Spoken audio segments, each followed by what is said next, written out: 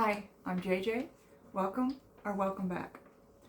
So recently I did a video for my top 10 books of 2025 and I realized instead of uh, using two spots for nonfiction when I had a hard time narrowing it down to 10, I would just do a new video with my favorite books, nonfiction books of 2025. So obviously the ones that I included on my other video, which are Know My Name by Chanel Miller and the graphic novel Heavyweight by Solomon J. Brazier, aren't included here. So I'm going to list my favorites otherwise. The first, it's not best to worst, it's just the first one I have listed down. Dying Every Day by James Romm. And this one is about Seneca and the court of Nero. So you get the whole Roman Empire, all the intricacies with everyone there. So you get Claudius's death, and then Nero killing his mom Agrippa, and also there's appearances by Cicero, and Seneca has to try to survive this, which he doesn't, but it was very well done. I just recently read his Plato in the Tyrant for my first book of Historathon this year, so I'll do my review for that when I talk about it, but it did make me want to read a lot more of James Romm's stuff. The next one is Tunnel 29 by Helena Merriman, and this is about East Berlin and how a lot of you get a lot of the context of what it was like living in East Berlin during the Soviet rule there, and how a group of people from West Berlin tried tunneling under the wall in order to get in and rescue as many people as possible. So this was a very well done, very interesting, action-packed book because their lives are always in danger. First of all, from tunneling miles and miles underground, where if they get too high, the water and the dirt start collapsing on them, and they have to try to get back out. They have to try to rig a light system to be able to see when they get so deep, try to get a warning system in case somebody is onto them, and that's all just during the digging. And then they still have to try to coordinate with the people they're trying to rescue in East Berlin so that none of them get caught and that they're able to then get in the tunnel and get out. And it was just by I started with a couple of people who just wanted to help. Some of the main diggers had no association or individual people they were trying to rescue. They just knew what it was like over there and wanted to save people if they could. It was a very great story. The next one is How to Hide an Empire by Daniel Immerwahr. And that is essentially an American history book. So Saracen, if you want to read this one for your journey into the American history, it's about how their empire and imperialism spread throughout the world with them taking over. There's a lot in there about the war in the Philippines, which personally I find fascinating. I do have friends in the Philippines and stuff, and I always like to know that history. And then a lot about Puerto Rico and Guam, and you get their individual countries and that legacy and that history as America comes in and tries to colonize them and make them into their territories. And I found it very informative and very interesting. The next one is Doppelganger by Naomi Klein. And this one So Naomi Klein, there was another Naomi who had the exact opposite views of her as she did, and they're both public figures. They both wrote, they both, spoke on their different topics of interest and stuff. And for some reason or another, the world mixed up the two Naomis, and she was getting death threats and like people like harassing her, and friends no longer wanted to talk to her because they assumed that she had those opinions that they disagreed with. And so she goes down this rabbit hole of like trying to figure out how they could get mixed up, trying to understand this other Naomi. And also you get a really good back information as she does research into doppelgangers as a phenomenon. And it gave me a lot of interesting reading and TV or movies to consume, because she listed them there, kind of made them sound interesting, but also showed how they kind of continuously show up in our culture. And also, as Naomi Klein is a Jewish person herself, she had a really nuanced and important take on the genocide of Palestine, that I was glad that she included as well, because she talked about how in some, like she did a lot of history as well. And so she did, the history of the genocide against the Jews during World War II, but then how that sort of warps their mentality and how they can now be the oppressors and commit genocide. So in some of her doppelganger research, it basically showed like a mirror self, or the darker side of yourself in this doppelganger, which like I said, I really enjoyed that take on it, and I liked her little history anecdotes and how she connected it all. And the next one is the story we carry in our bones, and that's by Julian Osborne McKnight.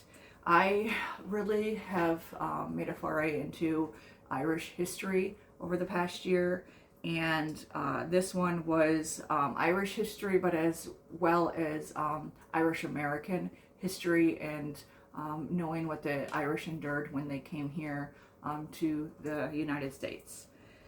How the Word is Passed by Clint Smith. That is the United States and the World's Reckoning with Slavery.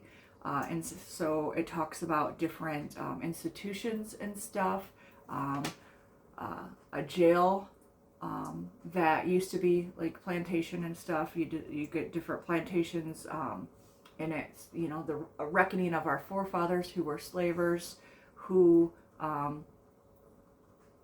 some of them tried to preach anti-slavery, and when they were separated between the North and South, but they themselves, even though they were saying that they were against it, they went home to their plantations after their presidency and had their plantations run by enslaved people. There was slaves who built so much of the United States, including the White House, and huge monuments and stuff that we herald today in the United States, as well as there were enslaved people working within the White House. And so it just it shows you all aspects of it, and how some of these institutions are coming to terms with it and showing the whole story, and others are still trying to romanticize it and hiding that dark spot on our American history. Another one that I really loved was the autobiography of Malcolm X. It was fascinating. You, as an American, hear a lot when we talk about Black History Month and the Civil Rights Movement and stuff. They're always quoting Martin Luther King Jr., but they're very rarely quoting Malcolm X. And it was so interesting to get his story because of the Black Muslim movement that happened throughout the United States with his help, and how he had followed a false prophet who basically had a bastardized version of Islam that he was preaching to try to get the black population to rise up from their shackles and fight back and understand their worth and stuff. But he, the prophet that they followed was a flawed man who was doing a lot of bad things that ended up being part of the cause for Malcolm X getting assassinated because he was rising up and speaking out against some of the stuff that was going on once he found what true Islam was by taking a pilgrimage to Mecca. And so much stuff in there that I did not know, not having been taught much about him in school, only doing my own research about him. And the fact that he grew up for part of his life in Michigan, where I'm from, and that I knew so little about him was very disappointing. That we don't recognize and speak of him more. All the Shah's Men was next, Stephen Kinsner, and that is about the coup the United States had to try to overthrow the Shah in Iran. So there's a lot of information about Iran in there, as well as like their history and stuff. And then once again, this kind of went well with How to Hide an Empire. And I had previously read the New Confessions of an Economic Hitman that also talks about a lot of our state-sponsored CIA ran coups trying to overtake world powers and place our own puppet people in charge, and how that always goes disastrously for us. But this gave a lot more detail to one of those ill-fated attempts at a coup that basically helped reshape and determine how Iran ran after that assassination. And the next one I really loved was Anne Boleyn and Elizabeth I by Tracy Borman. I love Tudor history. I'm fascinated by those people, especially Anne Boleyn. So getting the mother-daughter version and having Henry VIII not be the primary target mentioned was really eye-opening, because even though Anne did not get a lot of time with Elizabeth, and even though she died, was killed when Elizabeth was so young, there's so much about Elizabeth that honors her mom, that is inspired by her mom and how she ran her country. And I just really liked to see those connections instead of always having the Henry VIII influence mentioned. Lost Islamic History by Firas Al-Khatib. And this is what it says. It's Islamic history of the Middle East. It's a approachable book. It's very all-encompassing, but it doesn't always go into great detail. It kind of hits a lot of the high points and stuff. But it was a great introduction to a lot of stuff that I knew little about, or stuff that interested me enough that I want to research further. And then as an honorable mention, I really enjoyed Cobalt Red by Siddharth Karg, and that's about essentially the slavery happening in the Congo as we force them, and not just United States, other nations, the Congolese leadership. Rwandan has their hands in the pot as well. Like, so many influences are affecting all these people who are then in poverty and enforced to work in these mines to get cobalt so we can power our phones, all our electronics, without caring what's happening to the people who are digging for it, how many deaths there are, how many women are attacked and brutalized there, and just how dangerous it is, and how we continuously treat or mistreat these people on their own land. So those are the ones that I recommend. All of these, I highly enjoyed them.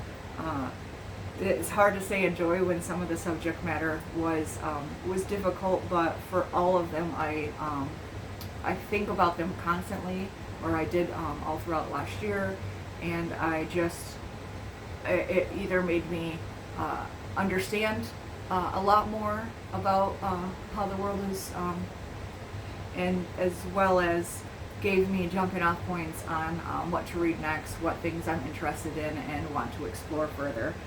So I think I'm going to do this yearly now, instead of trying to rack my brain and try to do all of my favorites into one top 10. I'm going to do a favorite fiction and the favorite nonfiction video separately, especially with Historicon coming, because I'll be reading even more nonfiction this year. Anyway, thank you for listening to my rambling, and I hope that at least some of these interest you. And as always, thank you for being here, and happy reading.